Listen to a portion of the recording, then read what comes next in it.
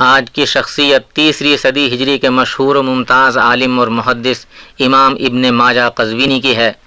ان کا نام محمد اور ابو عبداللہ کنیت ہے، ابن ماجہ لقب ہے۔ ماجہ کیا ہے، اس بارے میں علماء اور محققین نے مختلف باتیں لکھی ہیں، لیکن صحیح تر یہ ہے کہ ماجہ ان کے والد کا نام تھا، اس بنا پر ابن ماجہ کہلائے۔ قزوین ایران و عراق کی سرحد پر اس دور کا مشہور شہر تھا، قزوینی اسی کی طرف نسبت ہے۔ ابن ماجہ کا تعلق جس دور سے ہے اس میں تعلیم و تعلم کا طریقہ موجودہ طریقوں سے بالکل مختلف تھا۔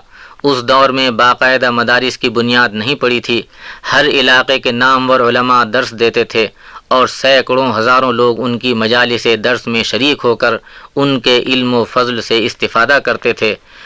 جو شخص علم کا طالب ہوتا تھا وہ نہ ایک استاد پر انحصار کرتا تھا اور نہ ایک شہر کی علمی مجلسوں تک اپنے آپ کو محدود رکھتا تھا۔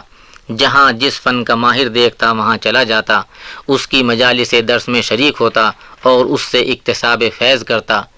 ابتدائی چند صدیوں کے جتنے بڑے بڑے محدث، مفسر اور فقیہ گزرے ہیں، سب کا طریقہ کار یہی تھا۔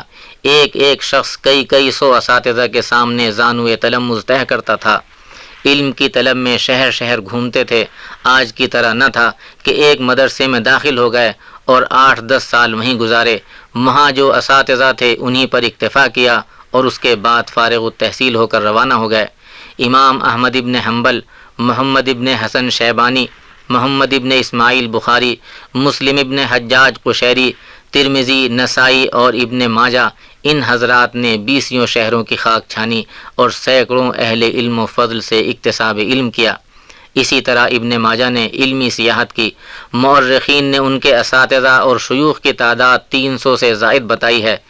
ابن ماجہ نے علم حدیث اور اس سے متعلقہ تمام علوم میں کمال حاصل کیا۔ 21 برس اپنے علاقے کے علماء اور فضلاء سے کسب علوم کرتے رہے اور اس کے بعد اصفہان، اہواز، بغداد، بصرہ، اسقلان، کوفہ، مدینہ منورہ، مکہ مکرمہ، نیشا پور اور بلاد مصر کا سفر اختیار کیا اور وہاں کے علمی خزانوں سے اپنا دامن بھرا۔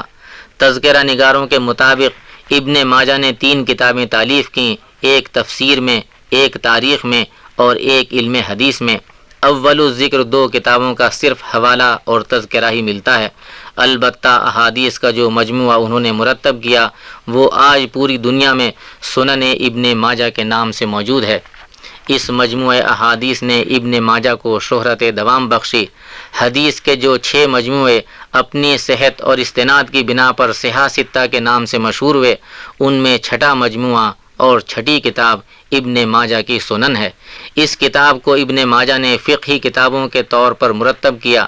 کتاب میں 37 مرکزی عنوانات ہیں جسے کتاب کا نام دیا گیا ہے، مثلا کتاب الصلاۃ، کتاب الزکوٰۃ، کتاب الجہاد وغیرہ وغیرہ۔ 560 ابواب ہیں اور جمع کردہ حدیثوں کی تعداد 4341 ہے۔ حدیث کے جو 6 مجموعے صحاح ستہ کے نام سے مشہور ہوئے، ان میں سے ہر ایک کی کچھ مخصوص اور منفرد خصوصیات ہیں۔ باقی 5 مجموعوں اور کتابوں کی طرح ابن ماجہ کی بھی کچھ منفرد خصوصیات ہیں۔ سنن ابن ماجہ میں بعض ایسی احادیث ہیں جو صحاح کی دوسری کتابوں میں نہیں ہیں۔ ابن ماجہ میں ایک خاص بات یہ ہے کہ اس میں کوئی حدیث مکرر نہیں ہے، جبکہ بخاری اور مسلم میں کثرت سے احادیث مکرر ذکر کی گئی ہیں۔ احکام و مسائل کے اعتبار سے بہت جامع ہے، تمام فقہی مباحث سے متعلق حدیثیں جمع کر دی ہیں۔ شاہ عبد الحق محدث دہلوی رحمۃ اللہ علیہ نے سنن ابن ماجہ کے متعلق لکھا ہے کہ اگر کسی کو بہت زیادہ عنوانات و مضامین پر مشتمل کتاب کی ضرورت ہو تو اسے چاہیے کہ سنن ابن ماجہ کا مطالعہ کرے، دوسری تمام کتابوں سے بے نیاز ہو جائے گا۔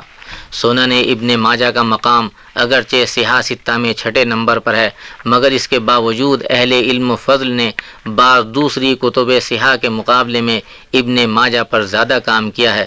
سب سے پہلے ابن ماجہ پر حافظ مغلطائی نے کام کیا، ان کا تعلق 6 صدی ہجری سے ہے۔ انہوں نے سنن ابن ماجہ کی جامع شرح لکھی جو 8 جلدوں پر مشتمل تھی، لیکن وہ اسے پوری نہ کر سکے۔ ایک شرح حافظ محمد ابن علی متوفا سن 824 ہجری نے لکھی، یہ شرح بھی 8 جلدوں پر مشتمل ہے اور شائع ہو چکی ہے۔ مصباح الزجاجہ کے نام سے علامہ جلال الدین سیوطی نے ایک شرح لکھی جو مختصر ہے اور اس کی نوعیت شرح سے زیادہ حاشیے کی ہے۔ بر صغیر پاک و ہند میں بھی اب تک کافی کام ہو چکا ہے۔ مولانا وحید الزماں نے اردو ترجمہ کیا جو بہترین ہے اور بار بار شائع ہو چکا ہے۔